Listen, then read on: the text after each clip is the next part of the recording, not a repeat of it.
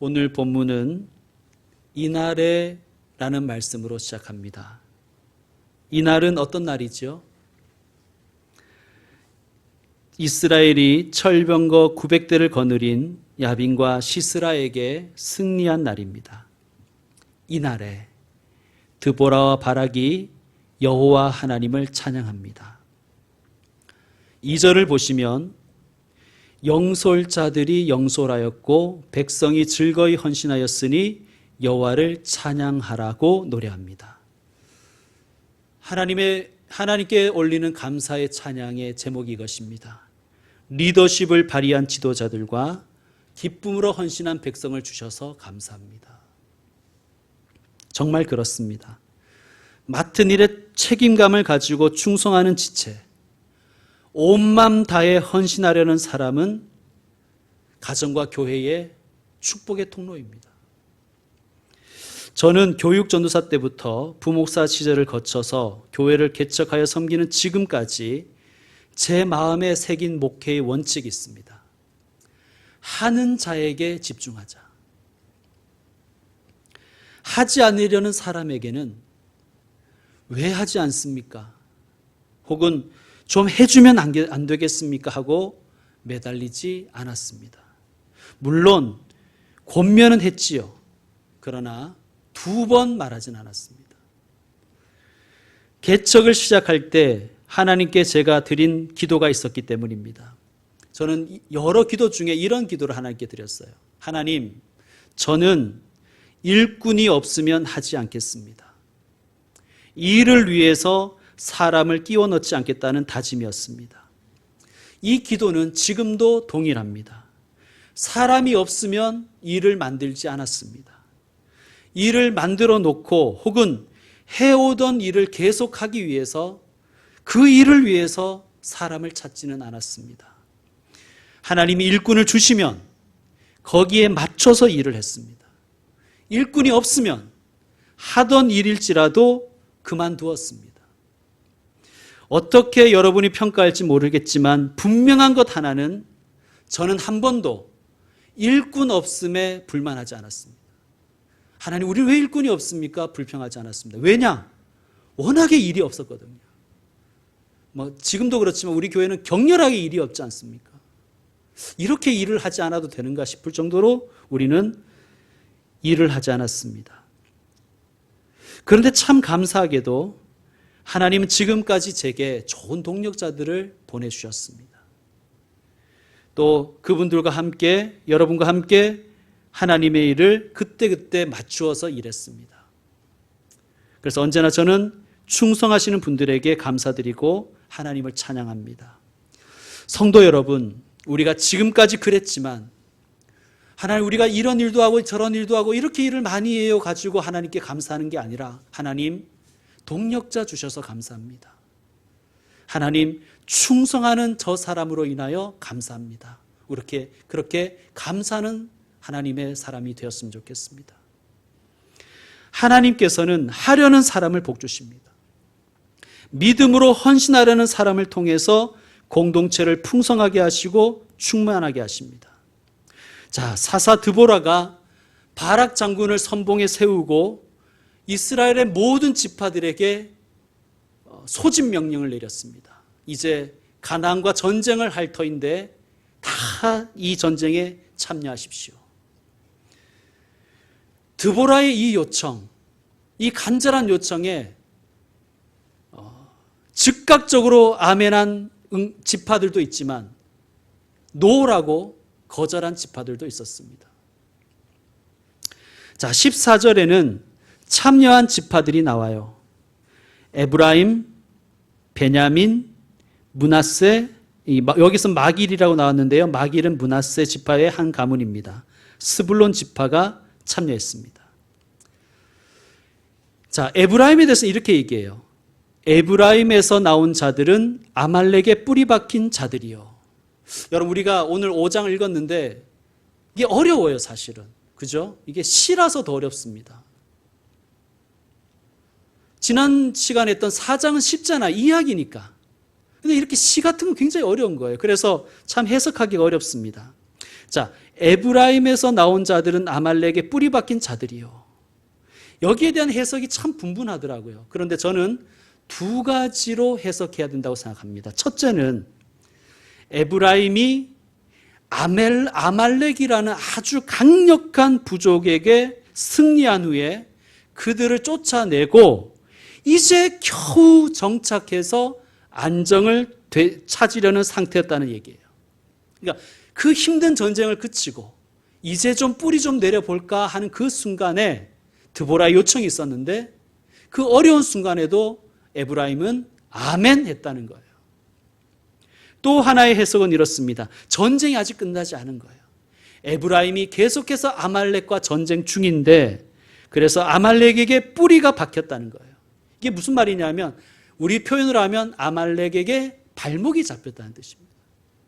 그런데도 불구하고 에브라임은 이 어려운 상황에도 아말렉의 포위를 뚫고 드보라의 요청을 하나님의 부르심으로 믿고 응답했다는 해석을 할 수 있습니다. 자, 결론적으로 에브라임은 자기 코가 석자인데도 불구하고 이스라엘을 위해서 하나님의 나라를 위해서 헌신했다는 얘기예요. 여러분, 주님의 뜻을 따르려고 할 때, 우리가 주의 일을 좀 하려고 할 때 상황과 조건이 모두 다 좋을 수는 없습니다. 주변에서 빈정될 수도 있겠지요. 야, 네 코가 석자야. 지금 교회가 아니라 네 걱정을 해야 돼. 그런데 에브라임처럼 그 만만치 않은 형편인데도 주의 일을, 주의 뜻을 받들려는 분들이 있습니다. 정말 눈물 겹도록 감사하고 그들로 인하여 하나님께 영광을 돌릴 수밖에 없습니다. 베냐민 지파가 참여했습니다. 그리고 마길이라는 므낫세 지파 중에 한 가문도 참여합니다. 므낫세라고 하지 않고 마길이라고 한 것은 므낫세 지파 중에는 이 전쟁에 찬성한 가문도 있고 그렇지 않은 가문도 있었다는 것을 넌지시 암시하는 것입니다.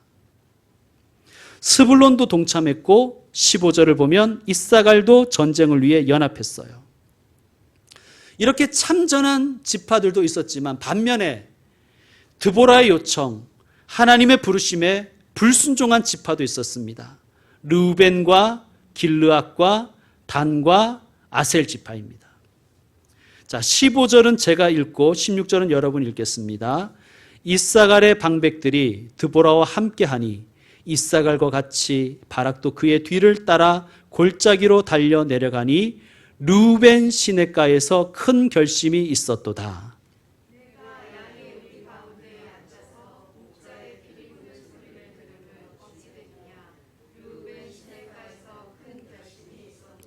아멘. 자, 르우벤은 큰 지파였어요. 르우벤은 야곱의 맏아들이었죠. 큰 지파입니다. 그런데 이렇게 이야기합니다. 르우벤 시냇가에서 큰 결심이 있었도다. 16절에도 말씀하죠. 르우벤 시냇가에서 큰 결심이 있었도다.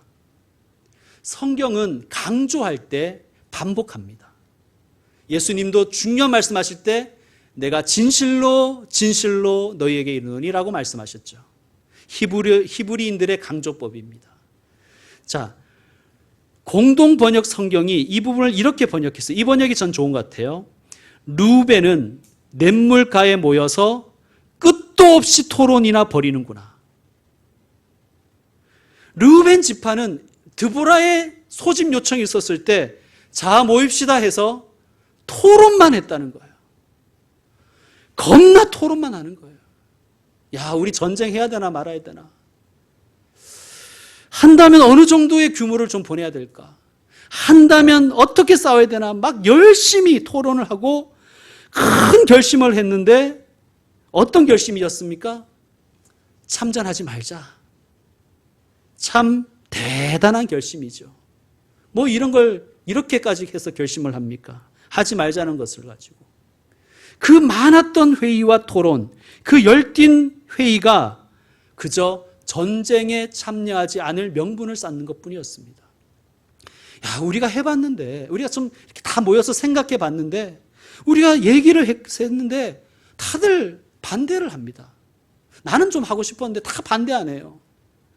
비상대책회의도 하고, 공청회도 열고, 골기대회도 하고, 끝장 토론도 해봤는데, 정말 우리는 할 만큼 해봤는데, 사람들이 하지 말자고 하네요. 르우벤 시내가에서 큰 결심이 있었도다. 르우벤 참 대단한 결심하였구나 하는 사사기 저자의 안타까운 심정이 묻어 있는 거예요. 그렇게 큰 지파가 그렇게 모여 열띤 토론을 한 끝에 내린 결론이 전쟁하지 말자. 그러면서 이렇게 말씀하시죠. 네가 양의 우리 가운데에 앉아서 목자의 피리 부는 소리를 들으면 어찌 됨이냐. 르우벤아, 네가 이럴 때냐? 네가 목자의 피리 소리 듣고 있을 때냐? 너의 약물이 지키겠다고 목자의 피리 소리나 듣고 나라는 그냥 내팽개치는 것이 말이 되냐? 그런 뜻입니다. 르우벤은 자기들의 양들, 자기들의 재산 지키기에만 골몰했고 이스라엘이라는 이 더 큰 가족과 더 큰 유산에는 관심이 없었습니다. 여러분, 나라가 있어야 교회도 있죠. 이스라엘이 있어야 르우벤도 있지 않습니까? 여러분, 이런 가정을 해보십시다. 마을 근처에서 큰 불이 났어요. 그 불길이 점점 마을로 다가오는 거예요. 다급해진 마을 대표가 방송을 합니다. 동네 여러분 다 나와서 우리 불을 끕시다. 이 방송을 들은 한 가정이 가족을 소집하는 거예요. 우리 회의 좀 하자.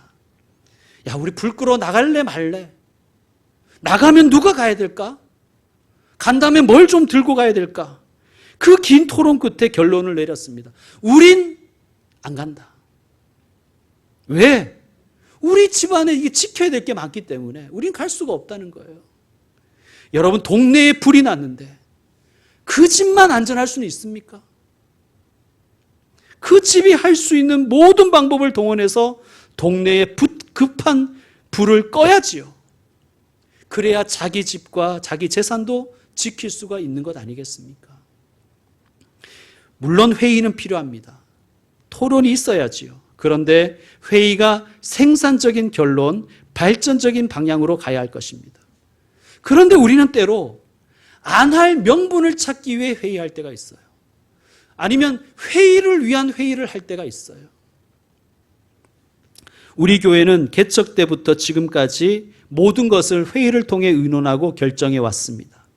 재직회가 없었던 시절에는 교인 회의를 했고, 재직회가 생기고서는 재직회를 통해 의논하고 결정 내리고 일을 분담했습니다. 교회는 민주적이어야 되고 투명하게 운영되어야 하기 때문입니다. 이를 위해서 재직을 세운 거예요.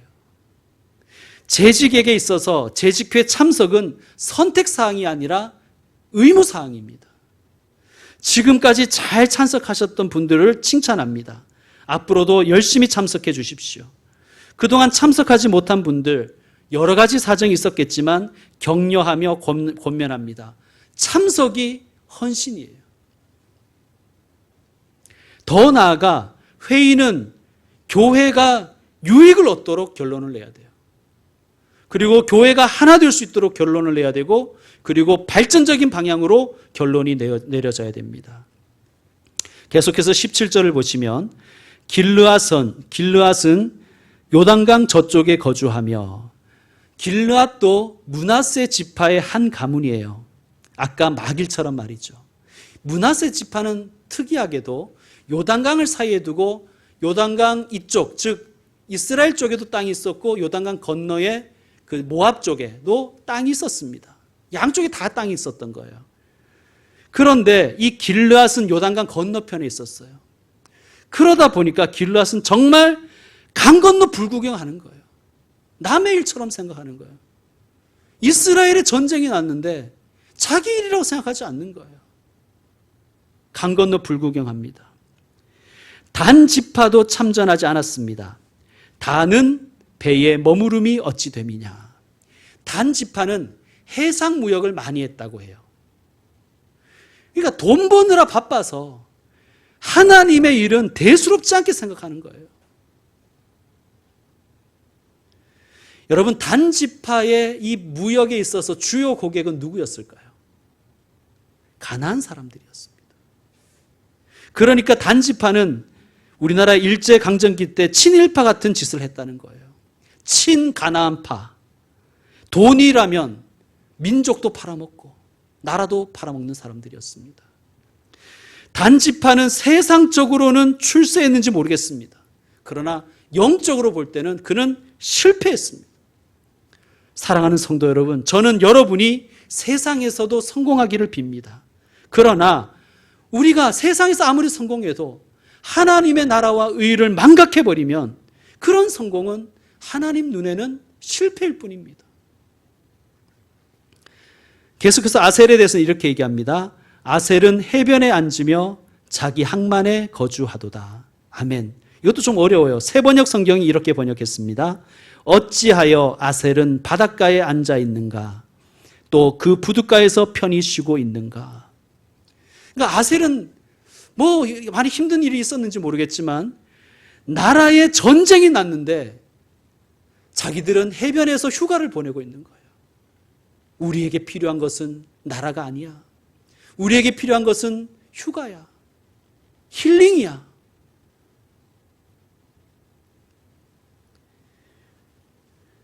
반면에 장렬하게 싸운 지파도 있습니다. 여러분 18절을 읽어주시기 바랍니다. 18절 시작.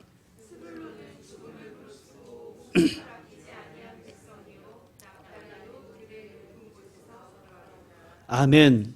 스불론과 납달리, 이 두 지파라고 지켜야 할 소중한 재산이 없었겠습니까? 하지 않으려고 했다면 핑계댈 말이 왜 없었겠습니까? 스불론과 납달리에게도 휴식과 힐링이 필요했겠지요. 그러나 그들은 참여합니다. 그냥 마지 못해가지고 그냥 구색만 맞춰준 게 아니라, 그러니까 체면치레만 한 게 아니라 죽음을 무릅쓰고 목숨을 아끼지 않고 가장 위험하고 힘들고 어려운 전투를 이들이 담당했다는 거예요. 하나님의 부르심 앞에서 우리는 어떤 지파의 모습으로 서 있습니까? 여러분은 어떤 지파처럼 지금 살고 계십니까? 저는 우리 교우들은 치열하게 최선을 다해 싸울 분들이라 믿습니다. 그리고 저는 그런 분들과 함께 목회하고 싶습니다. 여러분 23절을 읽어주십시오. 23절 시작.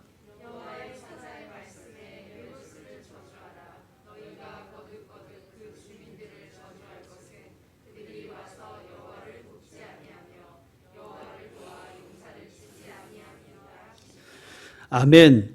메로스는 기송강 근처에 있었으나 역사의 어느 시점인가 사라져버린 도시입니다. 왜 사라졌냐 하면 저주를 받았기 때문이에요. 왜 저주를 받았는지 그 이유가 나오지요. 다시 말씀드리지만 메로스는 기송강 근처에 있었던 마을이에요. 도시예요. 근데 전쟁이 기송강에서 벌어졌어요. 바로 거기에 사는 메로스 주민들이 와서 여호와를 돕지 않았다는 거예요. 아마 메로스 주민들은 무슨 말이냐? 나는 드보라를 안 도왔지 하나님은 도왔어 라고 얘기할 수도 몰라요. 그런데 하나님은 뭐라 그러냐 하면 너희가 여호와를 돕지 않았다는 거예요. 여호와를 도와서 용사를 치지 아니하였기 때문에 메로스는 저주를 받았습니다.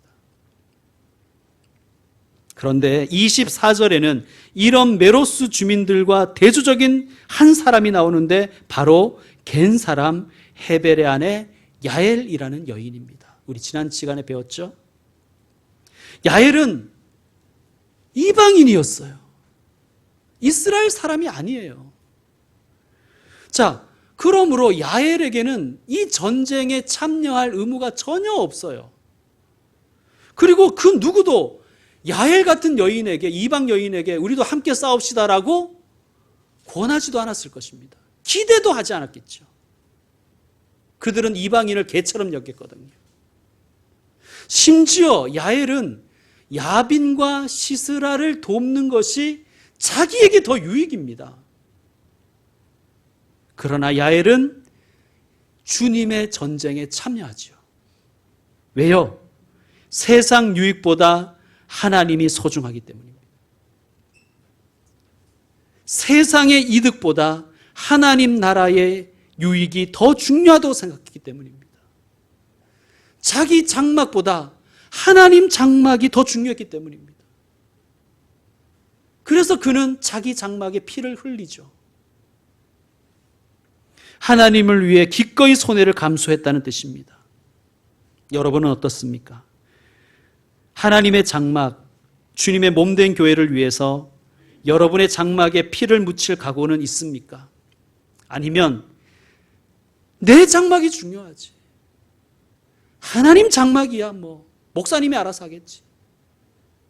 하나님의 장막, 예배의 장막이 무너져도 내 집이 우선입니까? 4장과 5장은 드보라가 시작하고 야엘이 끝을 맺습니다. 드보라의 이름이 뜻이 참 재밌어요. 꿀벌이에요. 꿀벌. 드보라. 그리고 야엘은 염소라는 뜻이 있습니다. 자, 상식적인 질문입니다. 꿀벌에게서 뭐가 나오죠? 꿀이 나오죠. 염소에게서 젖이 나오죠. 어디서 많이 들어보지 않았습니까? 젖과 꿀. 가나안은 젖과 꿀이 흐르는 땅이라고 하나님이 약속하셨어요. 이스라엘이 하나님께 순종할 때는 정말 가나안에 젖과 꿀이 흐르는 복된 땅이 되었습니다. 그런데 이스라엘이 하나님을 버리고 우상을 따라 살아가면 젖과 꿀이 말라버리는 거예요. 그러므로 젖과 꿀은 땅에서 나오는 것이 아니라 사람을 통해 흘러나오는 것이었습니다. 이스라엘이 또 하나님께 불순종해서 하나님은 젖과 꿀을 끊어버리셨어요.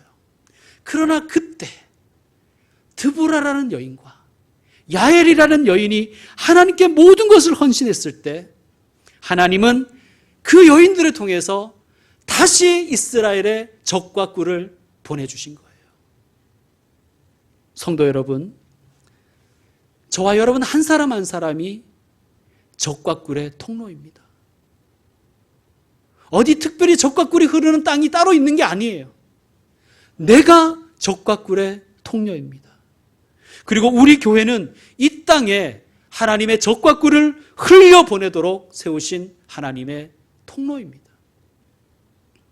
성도 여러분, 여러분을 통해서, 여러분 한 사람 한 사람을 통해서 여러분의 가정과 일터와 그리고 교회가 젖과 꿀이 흐르는 정말 약속의 땅이 되기를 축복합니다. 우리 교회가 젖과 꿀을 흘려보내서 이 세상을 복되게 하는 교회 되기를 소망합니다. 자, 이 소망을 드보라는 이렇게 노래하며 찬양을 마칩니다. 31절을 보시면 여호와여 주의 원수들은 다 이와 같이 망하게 하시고 주를 사랑하는 자들은 해가 힘있게 도둠같게 하시옵소서. 따라합시다. 주를 사랑하는 자들은 해가 힘있게 도둠같게 하시옵소서. 주를 사랑하는 자들은 젖과 꿀이 강같이 흘러가게 하시옵소서. 아멘. 이제 말씀 마무리하겠습니다. 하나님이 과연 누구의 편인가를 묻지 말고 나는 과연 하나님의 편에 있는지를 생각하라는 말이 있지요. 나의 경험과 내 지식으로 사는 것이 아닙니다. 내 인생을 이끌어 가시는 분, 우리 역사를 이끌어 가시는 분은 하나님이십니다. 환경과 조건과 나의 역량이 부족할 때가 있어요. 그러나 내가 하나님과의 관계가 제대로 정립되어 있으면 하나님 보시기에 성공한 인생이요 승리한 인생입니다. 그러나 수많은 지식과 수많은 경험과 능력과 소유가 있다 할지라도 하나님과의 관계가 잘못되어 있으면 하나님 보시기에는 실패의 길을 걷고 있는 인생입니다. 성도 여러분, 세상 살기가 참 힘드시죠? 경제도 어렵고 자녀들의 교육도 힘들고 직장도 힘들고 어느 것 하나 인생살이에서 만만한 것이 없지요. 그러니 하나님 편에 서십시오. 하나님 손에 여러분을 올려드리십시오. 주의 친절한 팔에 안기십시오. 그러면 하나님이 책임지십니다. 그리고 하나님이 함께 하시고 승리하게 하실 줄로 믿습니다. 하나님 손에 붙들리면 우리 가정과 우리 교회와 우리의 삶의 자리에서 적과 꿀이 솟아날 줄로 믿습니다. 주님의 복된 손에 나 자신 올려드리기를 다짐하는 귀한 분들 되시기를 축원드립니다. 기도합니다.